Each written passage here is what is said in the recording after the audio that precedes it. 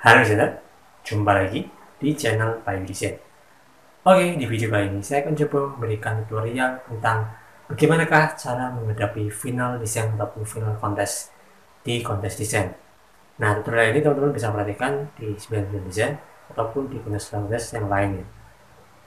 Jadi saya akan coba berikan tutorial dari awal, step-stepnya bagaimana agar teman-teman nanti bisa lebih siap dalam menghadapi final kontes ya. Karena final kontes ini adalah babak yang sangat menentukan teman-teman ini lolos ataupun menang atau tidak ya.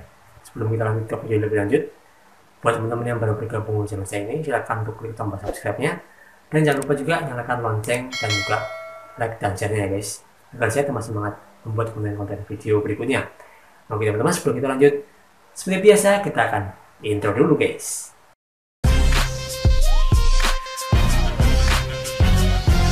Oke, assalamualaikum warahmatullahi wabarakatuh. Berjumpa lagi di channel Bayu Desain. Oke teman-teman, di sini saya akan coba memberikan ataupun mengulas bagaimanakah cara menghadapi babak final atau babak kontes di 99 Desain ya. Sebelumnya ini requestan dari salah satu subscriber di channel Bayu Desain yang dibuatkan bagaimana cara menghadapi babak final ya agar menang teman-teman ya. Karena saya yakin pasti ini adalah babak-babak yang menentukan ataupun sebuah keputusan yang sangat menentukan teman-teman ini bisa menang atau tidak ya. Kalau teman-teman menang ya dapat hadiah, tapi kalau nggak menang ya teman-teman nggak dapat apa-apa ya. Nah, sebenarnya untuk tutorial ini bisa teman-teman praktekkan di kontes manapun ya, nggak cuma di 99 Desain ya. Tapi karena kebanyakan saya lihat teman-teman ini banyak yang berkecimpung di dunia kontes itu di 99 Desain ya, maka saya buatkan ini untuk lebih ke condongnya ke 99 Desain teman-teman ya.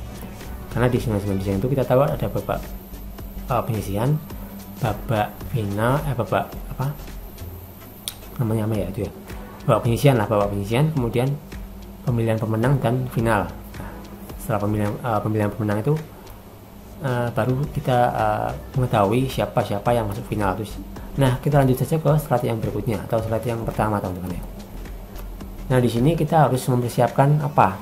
Persiapkanlah mental untuk menang ya. Nah, di sini kita kalau misalkan sudah masuk babak final ya kita harus bertarung habis-habisan ya. Kita harus mempersiapkan diri kita sebaik mungkin ya. Karena ini adalah yang namanya final ya. Ini bukan penyisian lagi, bukan babak baru lagi ya, tapi ini babak yang sangat menentukan teman-teman ini bisa lolos atau menang atau tidak ya. Jadi mental juara di sini itu wajib dimiliki oleh teman-teman ya. Sekalipun teman-teman ini masih pemula ataupun baru kontes ya, teman-teman wajib mempunyai mental juara, mental yang kuat untuk bisa menang teman-teman. Nah, kalau bisa teman-teman nggak punya mental juara atau mental untuk menang, maka kemungkinan tipis teman-teman untuk bisa memenangkan kontes ya. Jadi selain dari hasil karya juga, teman-teman juga harus punya semangat yang tinggi ya. Kemudian adalah keunikan dan juga profesionalisme di dalam kontes desain ya. Teman-teman jangan lupa ya mempersiapkan mental ini ya, baik itu di babak penyisian, babak pemilihan pemenang maupun di final ya. Karena kalau teman-teman persiapannya cuma di final aja ya, teman-teman nanti akan lupa bahwa di babak sebelum final itu akan ada babak penyisian dan pemilihan pemenang. Jadi misalkan teman-teman nanti kalah, teman-teman nanti nggak drop ya, teman-teman udah punya gambarannya ataupun udah punya keyakinan lah. Jadi persiapan mental di sini adalah persiapkan mental untuk menang dan persiapkan mental untuk kalah ya. Jadi jangan cuma mental untuk menang saja teman-teman, karena jadi teman-teman juga harus persiapan mental untuk kalah ya. Kalau misalkan teman-teman nanti nggak lolos ya, jadi teman-teman nanti nggak terlalu kecewa kalau sudah punya keyakinan ataupun prinsip seperti itu teman-teman ya. Nah, kemudian kita lanjut ke slide yang berikutnya, yaitu membaca keterangan teman-teman ya. Nah, di sini penting ya teman-teman, karena keterangan atau brief ini adalah sesuatu yang sangat mutlak untuk teman-teman baca teman-teman. Karena kalau teman-teman nggak baca ya teman-teman nanti nggak bisa bikin logonya seperti apa, stylenya seperti apa, warna yang diinginkan seperti apa, itu teman-teman nanti nggak bisa. Kalau teman-teman langsung submit, langsung kirim saja, nah akhirnya nanti nggak akan seperti yang diharapkan ya. Ujung-ujungnya nanti teman-teman cuma menghabiskan waktu di kontes ya. Teman-teman cuma submit, kemudian nanti di decline ataupun ditolak, nanti teman-teman nggak dapat apa-apa ya. kemenangan nggak dapat, uang pun nggak dapat teman-teman ya. Jadi seperti itu. Persiapkanlah sebelum teman-teman submit desain ataupun kirim desain, teman-teman baca dengan teliti dan baca dengan cermat brief kontes yang diberikan ya. Kemudian slide yang berikutnya adalah memantau hasil karya yang telah dikirim. Jadi teman-teman kalau misalkan mengirim hasil karya itu harus melihat-lihat dari hasil karya yang dikirim oleh peserta lain ataupun kontestan lain ya. Nah ini penting ya, karena apa? Karena untuk hasil karya ini adalah sangat penting ya. Karena dengan kita bisa melihat hasil karya yang dikirim, kita bisa memantau nih, oh ini desainnya kok ada yang kurang. Nah nanti saya harus bikin yang lebih hebat lagi dari desain yang sudah ada, ataupun saya harus bikin desain yang lebih sempurna lagi agar desain saya dilirik jadi pemenang ya. Nah seperti itu teman-teman, memantau hasil karya yang telah dikirim dan juga memantau hasil karya yang dari peserta lain ya. Jadi nggak cuman hasil karya kita aja yang dipantau, tapi kita juga harus melihat pesaing-pesaing kita ya, baik yang sudah masuk babak penyisian, babak final maupun babak pemilihan pemenang.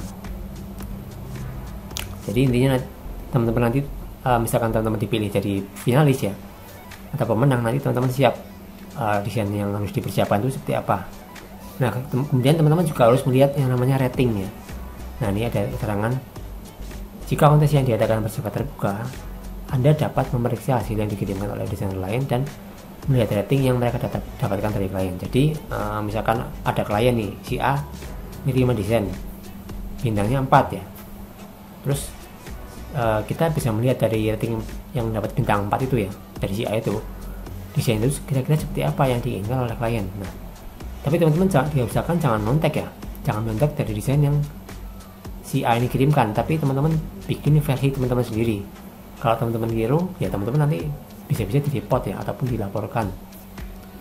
Nah teman-teman nanti harus bisa membuat desain lain yang lebih unik dan lebih beda, tapi konsepnya sama teman-teman ya. Jadi seperti itu, memantau hasil karya yang dikirim dari peserta lain. Kemudian yang kedua melihat rating teman-teman.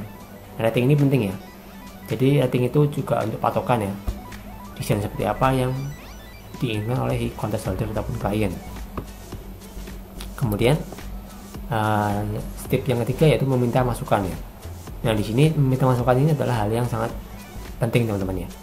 Walaupun teman-teman ini sudah dapat bintang 3 ataupun sudah dapat bintang 4 atau 5 sekalipun ya, teman-teman juga harus tetap memasukkan ataupun meminta masukan dari klien ya. Kalau ini teman-teman lakukan, saya yakin teman-teman kemungkinan besar akan dapat memenangkan kontes ya. Jadi ya teman-teman coba aja lah meminta masukan ya. Misalkan desainnya sudah dapat bintang 5 ya, nggak ada salahnya untuk meminta masukan. Oh ini ada yang salah nggak dari desainnya, ataupun ada yang kurang nggak. Nah dari situ kan si klien itu nanti melihat ataupun melihat kita itu, oh bahwa berarti desainer ini serius nih, berarti desainer ini niat untuk kontes dan niat untuk memenangkan kontesnya teman-teman. Jadi seperti itu ya, meminta masukan ya, walaupun teman-teman ini punya rating yang lebih tinggi ya. Jadi teman-teman harus mencoba tips ini ya. Kemudian tips yang berikutnya yaitu memberikan ataupun mengasih alternatif desain ya. Jadi teman-teman kalau di kontes itu teman-teman jangan cuma kirim 1 atau 2 itu jangan ya. Teman-teman misalkan kirim 10, 5 ya, atau 6 atau 7 ya, pokoknya yang banyak lah, karena ini berpotensi sekali ya kalau misalkan teman-teman kirimnya banyak ya dan terus menerus ya, maka kemungkinan teman-teman ini akan dapat menang kontes ya. Artinya si kontes holder itu akan melihat, oh si desainer ini kok kirimnya berulang-ulang ya, kok banyak sekali dan variasinya sangat beragam.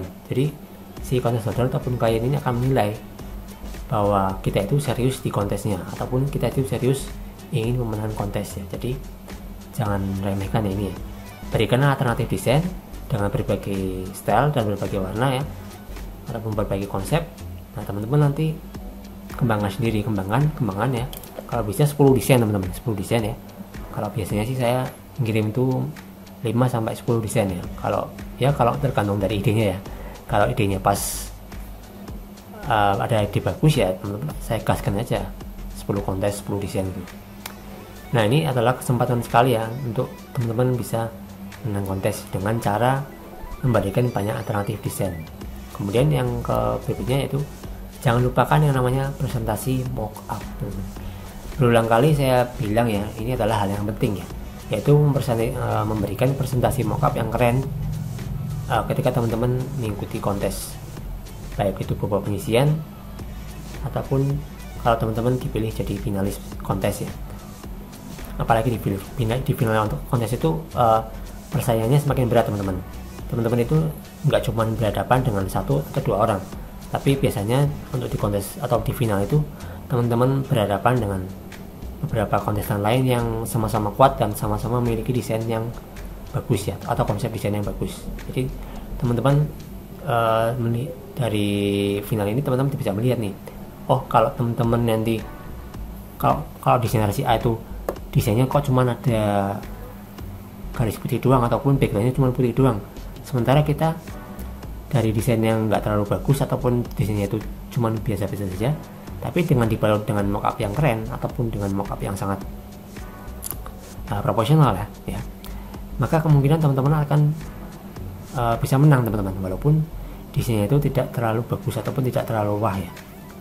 Tapi dengan adanya mockup ini bisa membantu ataupun menolong teman-teman agar bisa menang kontes ya.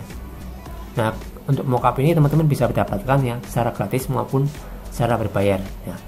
Nah, kalau misalkan teman-teman cari gratisan ya, tentu saja banyak sekali ya berterbaran di internet situs-situs gratisan yang menyediakan berbagai macam mockup, baik itu yang formatnya PSD ya ataupun yang formatnya vektor. Teman-teman nanti tinggal cari aja. Nah, untuk yang berbayar nanti ya lebih bagus lagi ya, ataupun desainnya itu lebih bagus lagi teman-teman. Teman-teman nanti bisa gunakan yang namanya graphicburger.com ataupun situs lain yang sejenis ya. Ini untuk mencari mockup yang berbayar. Kemudian kita lihat lagi, cepat lakukanlah revisi ya. Nah, ini adalah satu hal yang sangat penting ya teman-teman. Kalau teman-teman ini tidak tanggap ataupun tidak cepat tanggap ya teman-teman nanti akan diserobot oleh kontestan lain yang lebih serius ataupun lebih cepat dari teman-teman. Jadi misalkan teman-teman ini selesai kontes, sudah kirim desain, sudah kirim hasil finalnya, ya teman-teman harus standby 24 jam. Kalau bisa teman-teman nggak tidur gitu, ya tidur sih itu, tapi kalau bisa teman-teman jangan pernah matikan internet ataupun koneksi internetnya. Ini karena apa? Karena kalau misalkan klien itu ada revisi ataupun ada feedback ya, teman-teman nanti bisa cepat mengetahui kalau ada notifikasi yang masuk dari email maupun dari akun 99 Design teman-teman ya. Jadi seperti itu ya, cepatlah lakukan revisi, cepatlah menanggapi ya, karena kalau misalkan teman-teman ini cepat menanggapi ataupun cepat melakukan revisi, maka kemungkinan besar teman-teman akan bisa menang kontes. Ini sudah pernah saya praktekkan sendiri ya di kontes desain, terutama ya ketika saya menang kontes, saya menerapkan tips ini teman-teman. Jadi ini akan meningkatkan kepercayaan klien terhadap teman-teman ya. Kalau teman-teman ini cepat ya, teman-teman nanti kemungkinan besar akan cepat juga mendapatkan kemenangan ya, dan akan cepat mendapatkan dolar teman-teman. Jadi seperti itu ya, seperti gambaran di sini ya, revisi atau tidak sama sekali. Ini saya kutip dari www.anggiputih.com ya. Ini ada kebetulan ada kata-kata bagus di sini, saya tempelkan saja di slide ya. Revisi ataupun tidak jadi pemenang sama sekali ya, itu ya, artinya seperti itu teman-teman. Kalau lebih seperti itu ya. Kalau di kontes, kita terapkan di kontes itu artinya seperti itu.